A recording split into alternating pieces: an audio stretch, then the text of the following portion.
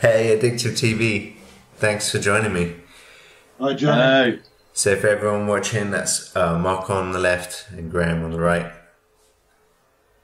Graham. Mark with the drink, and who keeps disappearing out of shot. So I want to talk about video remixing, obviously, and before I talk about Addictive TV video remixing, I wanted to talk to you each individually a bit about your history and how you got into video remixing. Sure. So, like, Graham first, how did you get into making video remixing? How did you get into video? I suppose I got into video via television and film. Because in a former life, I worked in film and I was doing first assistant directing and doing all that kind of thing. And then I moved into television and I was producing and I produced quite a bit of TV and stuff. And in my spare time at the time, I was introduced to VJing by somebody. In fact, one of you probably may not have ever met them, Reality Check. They were the guys who... well, I think they were pretty much like the first kind of resident VJs of any kind of club, and they were resident at Termills, which is long gone, long ago, back in the days of London clubbing. And they kind of got me into that world, and through them I was introduced to Stan Matofsky, an old VJ from years and years and years ago at the Ministry of Sound, and that's kind of how, you know, and he was also part of the Reality Check crew, and they kind of introduced me to that world of VJing, and that's kind of how I ended up kind of VJing and doing a lot of kind of club nights and stuff with Termills and Ministry and all that stuff way back in the day, and then ended up doing festivals and that kind of stuff, and then branching out and doing other stuff. And at the time, that's how the name Addictive TV, kind of where it came from, because I had a production company, the name was Addictive TV. And when I was first asked, oh, what's your VJ name? I thought, Addictive TV, that'll do, because it was the same name. And then that's kind of how that just stuck. And then from getting into VJing, I wanted to kind of put VJing on television, because I was producing TV at the time. And I thought, wow, you know, no one had sort of done that before, because I think at the time, probably still now, there was no one sort of doing live video and VJing, but also happened to produce TV. It was kind of two different worlds that, even though they really cross in many ways, they, you know, not many people have actually brought them together. So we did a series in '98 on UK's Channel 4 called Transambient, and it was all kind of, yeah, audiovisual kind of mixes and remixing of both audio and video. And then that led on to ITV commissioned me to do a series called Mix Masters, which similar. And in fact, you did a piece for it, so you know about it. And yeah, and that was kind of getting VJs, DJs, audiovisual artists, visual artists doing visual mixes and audio mixes and AV mixes from all over the planet. And this was before YouTube and before Facebook. And at the time, it was one of the few things that was bridging the kind of, because the scenes like in Japan and the States, and they were all so separate. Nobody kind of knew each other, and there was very, very few ways. I remember there was an early kind of, God, what was it called? There was like an email group long before you kind of really had forums, and long before social media. And that's how I met certain other artists that I still know that were on those original groups that you used to just email, like kind of BCCing or CCing, like, you know, 50 people. And people used to do that back in the day. And then, yeah, that's kind of how I then got into kind of AV remixing and blah, blah, blah, and then met Mark along the way. And I've probably spoken enough now. So mine's a short answer, because to be honest, in terms of the video remixing, I'd kind of been aware of it, like the early stages of Cold Cut around about 87, 88. So there was always an interest there in the sampling aspect, because my background is predominantly music, but always had an interest in the video side of it. But to be honest, the video side of it didn't really kick in till I started working with Graham, Addictive TV, around about 2006, 7, something like that. Around about the Blondie Doors thing that we'd done. Yeah. So, but yeah, I mean, my interest was always there. Big fan of movies, big fan of, you know, cut up and that kind of recontextualizing. But in terms of actually utilizing the media as such, quite late, really. So, but then you were always doing mashup. Yeah, the mashup side of it. I mean, I did my own kind of small kind of It was big. no. They were 430 by 240. Very small scale videos. Sorry, I see what you mean.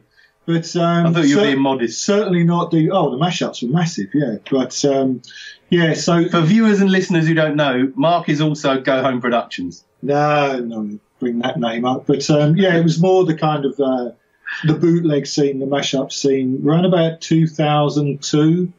But I think a lot of that's where there was a lot of the kind of video remixing, especially in the mashup field, started to appear then. Yeah. But you guys were obviously doing it quite a few years before that.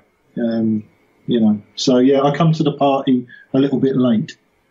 But he brought a lot of booze to the party. He turned up with a van load of 6-packs. This is water. So as Go Home Productions, you did MTV MASH, right, with us? That's right. Yeah, that was. I was still actually had a day job then as a graphics designer, and there was a guy at MTV. I can't remember his name now, which is shocking. And he basically got in touch on the back of the mashups and said, "Look, we want to put this kind of thing on TV." So this was, I think this was about 2001, 2, and yeah, I did some 2 or 3 tracks initially for the first series of MTV MASH. I think they ended up doing 2 or 3. I think there were 2 series, but yeah, I was pretty much involved in the first series. Yeah, because I remember when MTV MASH, as it happened, because you wanted to, I remember you wrote to the producer there, and I remember he wrote, because we just commissioned you to do, what was the piece? Snake Worship Island, the remix, the AV remix you did for Mixmasters, and they were unsure. They said, I don't know if Eclectic Method can do television. And I remember you called me and said, he's going to write you a letter. And the producer wrote, I remember a letter, and I remember having to write to him saying, and in those days people wrote letters, and I remember having to say a letter saying, yes, they can do, we've commissioned them for this ITV series, and if their work's on ITV, I'm sure it's fine on MTV. And then, yeah, I remember that. I can't remember who that was, though. Maybe it was the same guy. But there was also on, was it VH1, or a lot of the satellite channels started to get in contact with the bootleggers to actually do certain little pieces, but they would actually do the videos. We supplied the music at the time, and then someone else cut the video. And someone else cut the video, in-house cut the video. And sometimes it'd be really just a say there was 2 tracks. They'd only choose one of the videos, so the video would be of Christina Aguilera, and you'd hear something else in the background which they didn't show. You know, so they were it was the whole mashup kind of thing, remix thing. And because, funnily enough, around the same time, and we still know him, but he's not often given credit for kind of being one of the very first AV kind of like remix mashup artists, was DJ Fred in France. And I suppose it kind of, because it went under the radar, but he had a TV show that he did on M6 in France. And it was a channel, it was like a music channel, and this was before MTV MASH. And I don't know how he was legally getting away with it, but he was mashing up and mixing tracks together, the music videos. And that was about one of the first times I'd seen that happen. That was what, 2000 or 2001 or something like that. And he'd got in touch and he invited us onto his station. I remember we went to M6 because it's part of I forgot what channel M6 is part of in France, but it's a big broadcaster like ITV in the UK. And he did an interview, I remember, and then and he sat there with I think it was one of those turbo, I forgot what they were called. It was like it was like a huge hard drive that essentially had the videos on them, of which he could not quite cut and scratch, but where you would have like be able to roll back the video. He was kind of doing that and cutting them together, and he's still doing that kind of stuff, but he does more kind of DJ stuff now. But yeah, he presented his own show. You should interview him. Yeah, his English is quite good. I should look him up. There was James Hyman as well. Did videos? Yeah. He's always thumbing stuff up on Facebook. No, he's good. James. I think he had the concept of maybe doing that kind of stuff before MTV MASH, and that was quite because he worked there obviously for at MTV for a period of time. But yeah, I mean, the same with the remix show. Yeah, it was the early days of that kind of thing. Yeah, yeah. The remix show was a show on XFM, very pivotal. Yeah, and yeah, all of us were focused into a central scene with that, and found out about each other from that, and Boom Selection. Yeah, Boom Selection. The blog. And the Doctor. Yeah. Yeah. So Mixmasters has kind of become the example of what video remixing has become, because the video mashup stuff is great, and I really enjoyed making it as a show, but I think because of copyright, that's kind of had a limited lifespan.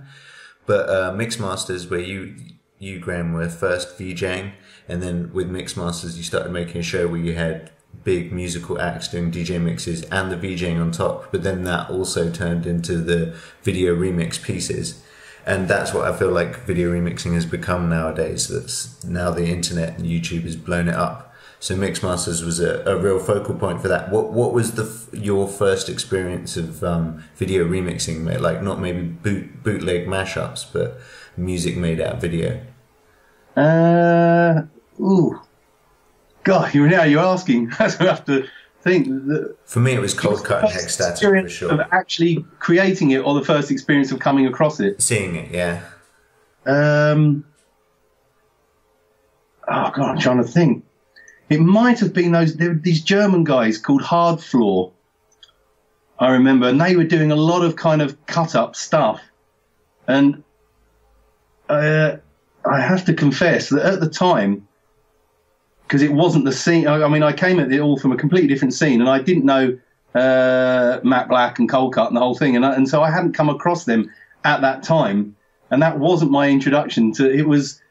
It was also these guys in Germany called Bauhaus, not Bauhaus, but there's these other guys, Bauhouse, like house music, but Bauhaus, and they did this incredible AV kind of sampling and cut up, and that was really a long time ago. And there was a few artists doing this about that time. And there was a really good video artist I knew, still know, called Paul Hithersay in Norfolk. And it was him who first, I remember he sent me a VHS of Cold Cut stuff, and he said, "Oh, have you seen these guys doing? They're also doing this video remixing."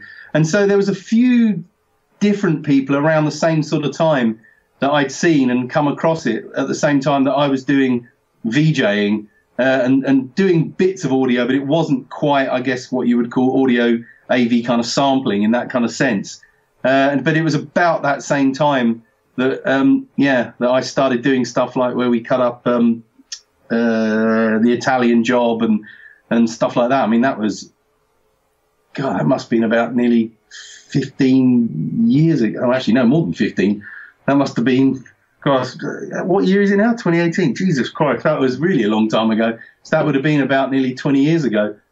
And it was when we first started cutting stuff up like that. And I remember doing a gig at, I've forgotten the name of the place. Where was it in East London? It's not there anymore. The Spitz, that was it. And I just remember, and we'd only had a set that lasted about 15 minutes of kind of AV cut up stuff we had. And I just remember that the room, just people, suddenly it was just the energy. I'd never seen anything quite like that. And people just started saying, "God, if you make more stuff like that, you know, you'll get bookings. There's like not many people doing, or no one's doing stuff like that." And so we kind of did and just started cutting up more. It was with another guy called Tolly that I used to work with a long time ago. That I worked with only for a few years until before I met Mark. And he left and had a family like yourself. And gave it up. But it was so we just started kind of cutting up more films and doing stuff like that, and that's where it kind of started to kind of, for us, it took on that role.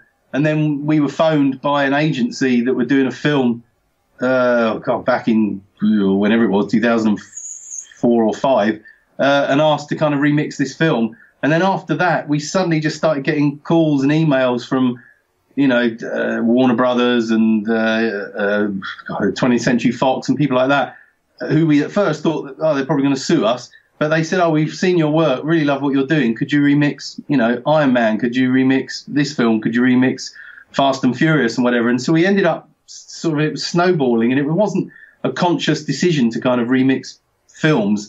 And then, as Mark said, along the way, he was doing the Mashed album, and EMI approached us and said, could you do the video to this track that Go Home Productions, Mark Vidler's doing? And that's kind of where we met. And yeah, and then from then on, we started doing, the remixing and the AV far more and blah, blah, blah, blah, blah. But obviously, I was already doing it at that point. Mark wasn't, but he was doing the mashups more just on the audio. The audio version, doing it without video. Yeah. When you first started making video remixes with audio, what software were you using? Same software I use now. Well, not the same software, but Premiere Pro on the audio side was more Acid at the time. Now Ableton, Ableton first. Yeah, I was using Acid. And now Logic, but still Premiere Pro, but CC. And how did you play live back then? Live back then, well, in fact, historical fact, back in 2003, at that point, we were approached by Pioneer and asked to test the very first prototype of the DVJ, which is the DVD turntable, and I've still got it in my loft, actually, and it says prototype on the side, and there was only 3 of them in the world, and one was kept in Japan, one went to the States. I think it might have gone to what's his name? I've totally forgotten his name. And then I think it was loaned out to Grant Davis, I think, at the time. And then and the one that went to Europe came to us, and we had it for about 2 years until they then brought out the original big chunky DVJ-X1. But yeah, originally back from 2003, we started performing using those, and before that, like everyone else who was doing it, you had to work off tape, and so you were you often had 2 tape decks, but obviously you couldn't do any pitch adjusting, and you would be mixing between bits on tapes, DV tapes, or DVDs. That was the other thing. You'd burn stuff on like little DVD players and take the audio out of them, and then just so you couldn't really beat match stuff, so you would kind of have to do a bit of and you'd always have like vinyl as well, and so you'd end up half DJing, half DVD kind of Jing, if there's such a phrase, because you weren't really jockeying with the DVDs, but it was AV. So it was all a bit difficult in the early days. And the DVJ, I think, was the big leap forward that enabled people to kind of do it, properly. First VJ software that I ever used was probably Motion Dive, then went on to VJam, and VJam was really good. That was really good back in the day. And then and now we use a special version of Traktor that Native Instruments allow us to use, that is integrated with Arena from Resolume. And so one's triggering, when we dropping in tracks and samples on the audio, it's triggering the corresponding video. And then separately, we can also both trigger audio, video samples over the top of what we do. And so you have 2 laptops? Yeah, true. Yeah, so we go with 2 laptops, they're networked together, and then controllers. So one's doing the video, one's doing the audio, but it's the same. No, in the majority of it, but it's not like audio video. It's more like audio video. They totally overlap. So I'm triggering.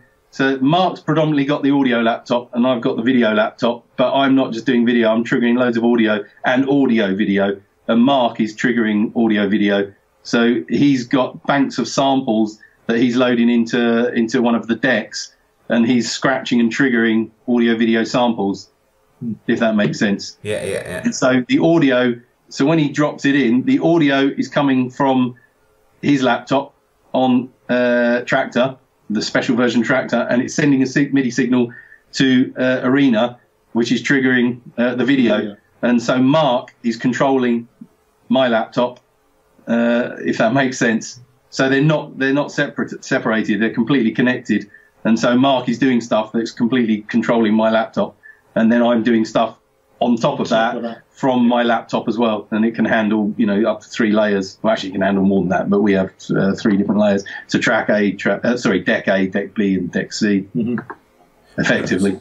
And so talking about the live show, your latest live show, Orchestra of Samples, can you explain a bit about that?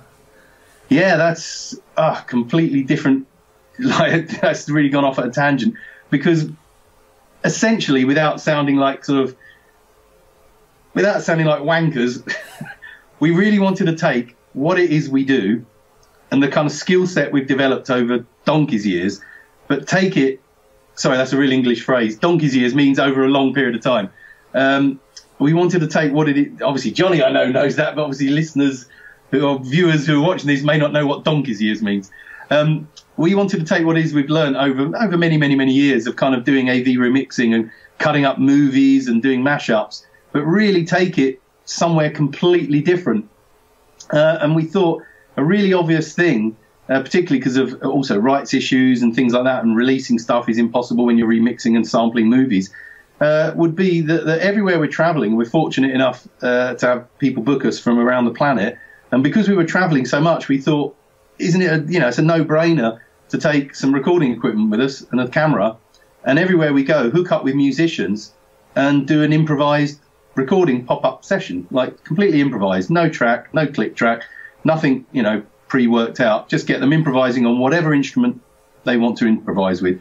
And then slowly, bit by bit, we built up this huge archive, and now we've recorded over 200 musicians in about 30 countries. And then we just sample that. And so there's this huge archive, and then that's why it's called Orchestra of Samples. And the whole thing is sample-based, but we're building up new music out of tiny bits of samples of instruments from around the world. So it's kind of much more electronic blended with world music, if that makes sense. And because of that, we found ourselves getting booked at places like WOMAD and stuff like that normally we would never have got booked at, but before. Jazz festivals. Yeah, jazz festivals, folk festivals. Played last year at the amazing folk festival at the Music Port, of which just an incredible. And we, not in a million years will we thought we would ever get booked at a festival like that. And we played the main stage, and it just went down a storm, absolute storm. And then often on stage with us, we're always joined by live musicians. And that particular show we did with Dennis Rollins, who's unbelievable jazz trombonist, the fiddle player Shona Mooney, who's the BBC Young Traditional Musician of the Year about 10 years ago now. She's from the band The She, and Paul Gunter from Stomp, who he's doing this year. That's the tour with us. He did nearly all the dates last year with us. And so this year we're performing it at the Milton Keynes International Festival with Dame Evelyn Glennie, which for us, unbelievable highlight. She's one of the most famous percussionists in the world, and she's deaf, and she had to fight her way to get into kind of the Royal Academy of Music and everything to kind of study there. And I mean, for kind of disabled musicians, she's just a total kind of inspiration with what she's done. And she's performed with just so many kind of unbelievable world-class kind of musicians. And for us, the festival, she does a lot of work with them. They showed her our project. She just loved it and said, I want to perform with these guys. And that's kind of how it happened. And so, she's going to perform with us at that. And sorry, I'm waffling on a bit. No, Mark, take over. As much as the video, it's like the main feature when you see it. There's so much more of a live element to it as well. So it's like having a different band each time, as well as what you see on the screen is a kind of a universe of band that's never met anyway. So it's quite an out-of-the-box way of thinking the way it's put together. But it's I guess in many ways it's very much a spectacle. The AV element of Orchestra of Samples and the screen is definitely the extra member of the band. So it's not just me and Mark on a stage doing whatever we're doing, or me and Mark and the guest musicians that are performing with us. It's definitely us plus all these hundreds of musicians that are on the screen behind us, well, not behind us now, but when we're performing. Yes. And it's we call it like a super group of international artists who've never met, because and the fact that they're instruments that normally would never be heard together and they wouldn't play. You might have a Turkish tambour working with a Japanese koto and things like that, and yet at the same time in world music that never happens. But it doesn't sound like. I mean, it's difficult to describe. You have to kind of hear it and see it. In that it's definitely kind of electronic music, but not glibly using a sample of somebody on a flute or something. It's the musicians are very much at the heart of the project. Yeah. And sorry, does that explain it? Yeah. Is it just live, or can people buy it? Can people get it on DVD or? Yeah, the album was released last year through K7, with K7 on OSI, Orchestra Samples imprint. It's only audio only. We decided with the label manager, he said, you know, he thinks that people don't really buy video in that sense. He said video is really for the live show. People like it. They want to see the video. They'll come to the live show. And there's a couple of videos obviously online and this kind of thing. But primarily it was the audio. And so it was completely, the whole project was completely re-engineered by an amazing producer and engineer in Paris who took the whole project, made it just sound just beautiful.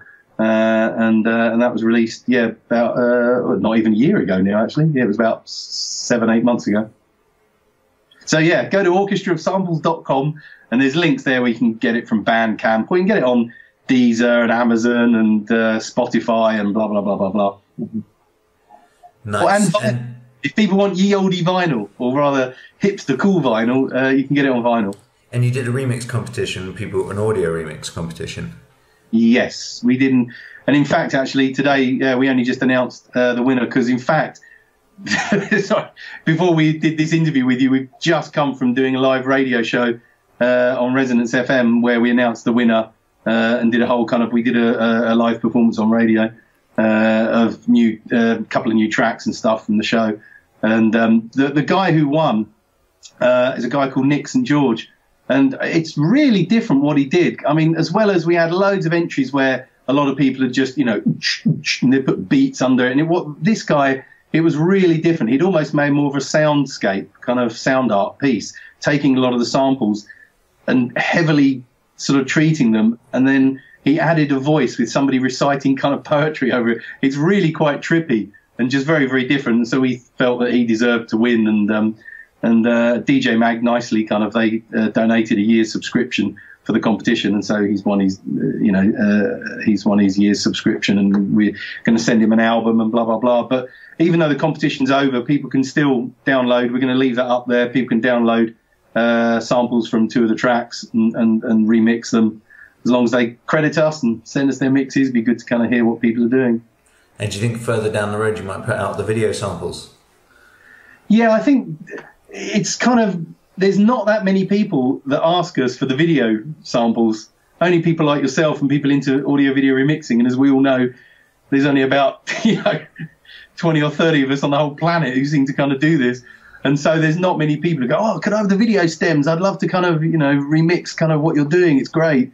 But having said that, there's somebody we're talking to in France, but that's more for an educational project, who like what we're doing, and he's building a table where you can mix elements of audio and video, but it's a it's an educational project that he's doing for a university and for schools, and so it's not quite the same thing.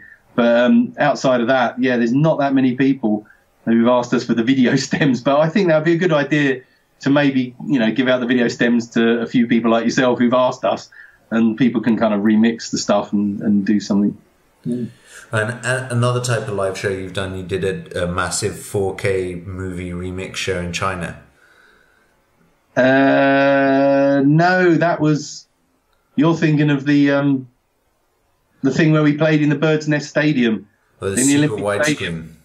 Yeah, it was. That was for what was the global mobile internet conference. Yeah, GMIC. The global GMIC, that's right. Mobile Internet Conference, which every year it's in either San Francisco or Tokyo or Hong Kong or whatever. And last year it was in Beijing. Was it last year or the year before? I think it's 2 years ago now. 2 years ago. It was a very short performance. It was literally no more than 10 minutes or something. Yeah. Get on, get off. But it was really fun to do. Yeah, and it was, they just, because it was the whole thing of memes and all this kind of stuff, that someone really liked our work and wanted us to, but they kept it all very, very secret that it was in the we didn't know until we got there. That it was in the Bird's Nest Stadium. This is where you're playing tomorrow. It's like, it's the bloody Bird's Nest Stadium, Because, we were told it was open. It was the opening night of this big conference, and we were the first act. We were the first thing that was going to do it in front of all these thousands of people. And then when we got to the hotel, we were picked up at the airport, driven to the hotel, and I said, oh, Mark, look, there's the Bird's Nest Stadium. Oh, wow, we're staying next to the Bird's Nest Stadium. Isn't that cool? We'll have to go and have a look tomorrow kind of thing. dumped our bags, and then the promoter guy said, "Oh, can you come down? We'll meet you in 5 minutes." We said, "Oh, yeah." So we went back down, and he said, "We're going to show you." And we were like wondering, where are we going? Then we went into the Bird's Nest Stadium.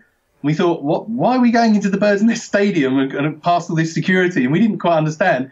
And then when we got inside, there were these massive, humongous screens, like the size of blocks of apartments. They were just enormous. And they said, "Oh, yeah, that's where you're performing." And but yeah, there's a video online that I think it was streamed to like 60 million people or something ridiculous like that. Yeah. It was unbelievable, kind of, crazy. But yeah, unless you're thinking of the 4DX thing we did as well. We did a thing for Cineworld. That was Cineworld, was up in Milton Keynes. Yeah, it was the UK's first ever 4DX cinema. Yeah. Where all the seats move and like when things are exploding, all the seats shake and they spray water in your face and they spray smells and this kind of stuff. And so all the films that were in 4K, 4DX, God, you got me at it now. 4DX, they gave us a whole load of all this stuff. And yeah, I mean the resolution of that was enormous. That killed my computer. I remember it was just killed your laptop. It was just like it was rendering so much, and some of it at one point needed 48 hours to render, and I was leaving it to render, and then the laptop died. It was just so I had to then go and work on someone else's iMac, and then I had to buy another iMac, and yeah. But these things happen in our industry, as I'm sure you know. Yeah, computers overheating. And, yeah, just completely killing them. You're also behind Splice, one of the people behind Splice Festival, which is, and you did a video remix, VJ Video Festival before as well. Optronica. Yeah. Optronica. And which we were hoping at the time, that would catch on and be a word that could describe this kind of thing, because people still go, what do you call this? What do you call this art? And so we thought, Optronica, Optical Electronica, that's a good name. But the festival ran for a few years, but it was very, very expensive. We did it with the BFI, and it was really expensive. And we had some very big names playing. We had Carl Bartos, ex-Kraftwerk, doing a whole big audiovisual show, and we did them in the IMAX. And at that time, nobody had ever done anything in the IMAX, live performance-wise. And we had to close the IMAX down for like 4 days. And we had to take out 3 rows of seats at the front and build a stage. They had to bring scaffolding in and build a whole stage. And it was just incredible, the whole production of that. And we had DJ Spooky. There were a lot of kind of world premieres of their projects they were doing at the time. That was a long time ago. We had Peter Greenaway, who at the time started to get into doing kind of audiovisual remixing. And he did his Tulse Looper kind of trilogy, where he took his films, a trilogy of films he'd directed, and he cut them up and come do this whole audiovisual performance. Plaid. This is a long time ago. I'm trying to remember who else was there. Testing your memory. It really is testing my memory. And and many others of audiovisual persuasion. I'm trying to think. Trevor Jackson did something with Weirdcore.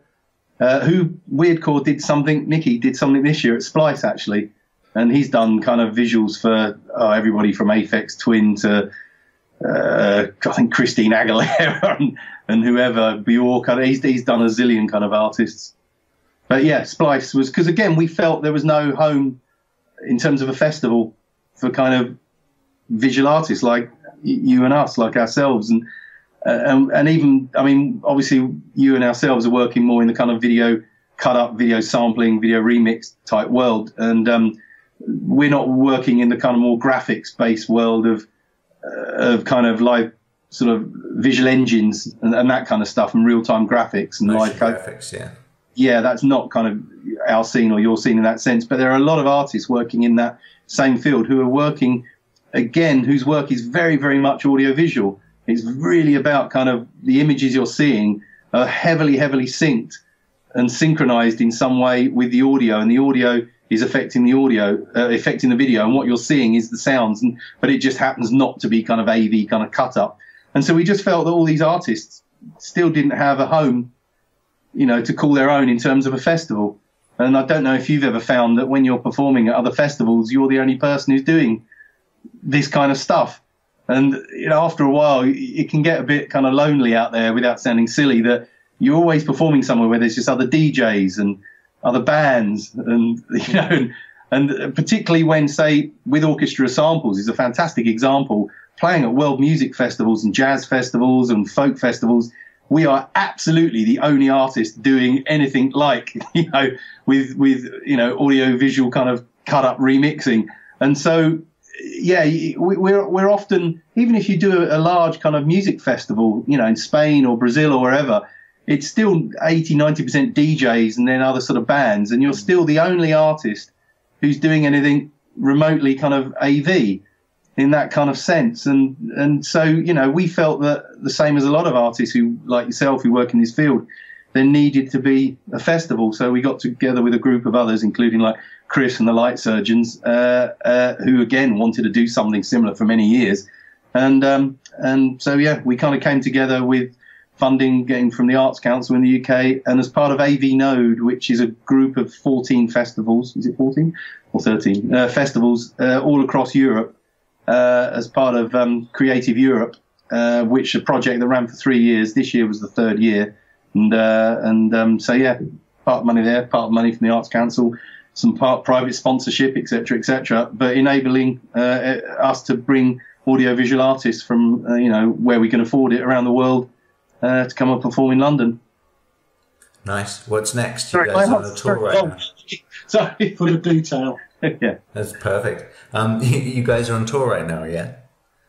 So I'll let Mark speak for a bit. Yeah, we start tomorrow, although officially with Splice. No, we started last week. That's what I say. Splice was the official first date. But yeah, taking in such grandiose places like Falmouth, Harwich. They're all on the back there. There's all the tour dates, but yeah. There you go. Sorry, wrong Liverpool, thing. Chester, Manchester. Yeah, there you go. Milton Keynes. Where are we playing? We are playing, Lyme Regis, Milton Keynes, Preston, Horsham, Chester, Cambridge, Liverpool, Belfast. First time we're playing in Belfast, which I'm really looking forward to. Preston. But yeah, tomorrow we're in Falmouth. We leave in the morning. So, yeah, we've never performed in Falmouth. Yeah. No. Beautiful little town. But yeah, it's great to tour the UK, you know, with a project like this. And it's a mixture of festivals and art centres and I suppose venues, just the venues that have a mixture of club nights and live bands and things like that. Yeah. But yeah, it's how many dates are we doing? 12? 2, 3, 4, 5. Yeah, 12 dates. Yeah. And yeah. Cool.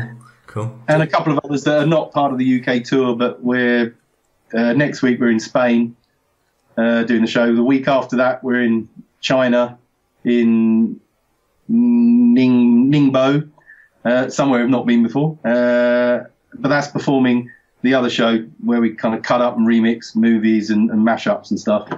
Doing a bunch of dates in Russia in the summer. India. Oh, yeah. That's, interestingly, actually, it's a different project, but again, it's audio visual with what we're doing. We're going to India to do 2 shows. One of them at the Mumbai, the Mumbai Royal Opera House. But it's with one of the world's most amazing sitar players, Baluji Srivastav, who last year got his OBE. And he's blind. He's been blind from birth. And he's just one of the world's greatest sitar players. Again, he's played with everybody from Stevie Wonder to... Wasn't he on Noel Gallagher's High Flying Birds? No. It was Amorphous Androgynous who utilised him on some tracks around about that time. I think. Yeah.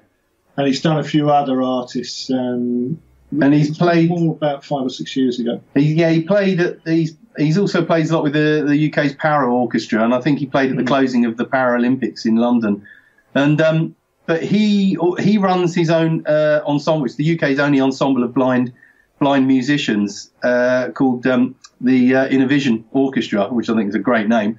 And he's developing this project called Antardrishti, which means inner vision. and it's based on a Hindi script, and all of the musicians are blind. I mean, there's about 15 or 20 musicians, a whole bunch of musicians from India, a whole bunch of musicians from the UK, but because essentially we make, in inverted commas, visual music, kind of music you can see, that they were really attracted by the idea of us working with a whole lot of blind musicians creating this project, because it's all about inner vision and how can I describe this easily in 25 words or less? It's about being able to see more than you can see. Does that make sense? It's all about kind of mind expansion and conception. And about being able to see more than you really want to be. Being able to see so much that you're not wanting to see more, in that you only want to see what it is that you can see, if that kind of makes sense. And it's a musical adaptation of this piece called Antradishti, and it's headed by Baluji. And so last year we spent time in India with him and a whole bunch of the musicians, similar to Orchestra of Samples, in that we recorded all of the musicians. And then the last few months, me and Mark have been, in fact, actually, today's been one of those days. We spent this morning with Baluji finalising some of the tracks that we've been working on. And so then what we're doing is very much part of that show. That I shouldn't really give away too much about the show, but it's essentially about darkness to light, and so we come much later on in the project, where we do this whole thing with the whole live orchestra of blind musicians, with what we've sampled of musicians we've recorded in India, if that makes sense. And also sights and sounds. We recorded lots and lots and lots of sights and sounds we found of people in marketplaces, people at the side of the road making bricks, road workers. We found an unbelievable, an old lady winnowing with kind of where you sort the wheat from the chaff, and you put like lots of wheat and you shake it, and the chaff blows away, and the grain lands on the ground, and then she would shovel it back up and shake it again to sort the wheat from the chaff. And so we recorded her, and we've got this beautiful kind of shaking and shaker sounds. And so we've kind of sampled all of that with an unbelievable kind of Indian singer, blind Indian singer that we've recorded. And that's kind of part of the project. And the first performance of that is in London at the South Bank Centre on September the 7th. September the 7th, as part of the Unlimited Festival. And then the very following night, we're taking it to Norwich. And then the very following day, we all fly to India. And then we're doing first show in Delhi. And then a couple of days later, our second show in Mumbai. And then, with a whole group of us, with all the blind musicians travelling from place to place. So, that's... Looking forward to that. Really looking forward to that. So it's, again, taking AV sampling in a completely different direction, even for orchestra samples, more into that kind of sort of, I don't know what you'd call that. I mean, it's crossing over almost with Indian, well, not almost, it is like classical Indian music, but very much crossing over, blended with Western, because like half the musicians are also from the Inner Vision Orchestra, many who are from the UK, but many are from different parts of the world but live in the UK. There's a guy from Afghanistan, there's somebody from Nigeria, there's somebody from Iran. I mean, it's just a total mixture. There's Takashi from Japan. But again, they're all blind and incredible musicians, absolutely incredible musicians. And it's... Sorry, my answer's always very long. Mark, take over again. No, I only come up with tidbits, that's it. Yeah, he's all the talent on the mouth. Yeah, he does all the chat, I just do the work. Yeah. Something like that. But just one more thing. I like to make like a little video remix from these things. Could I ask you both to make some random noises? Yeah. Random noises.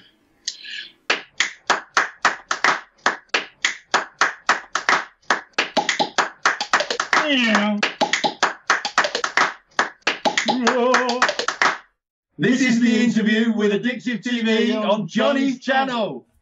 Right, I'm going to get packing. Have a lovely evening. Cheers again, dude. Happy editing. Yeah, let us know it's online and we'll share it and stuff. I won't edit it. Yeah. Yeah. See you later, man. Bye bye. Take care. Bye, Cheers. guys. Bye.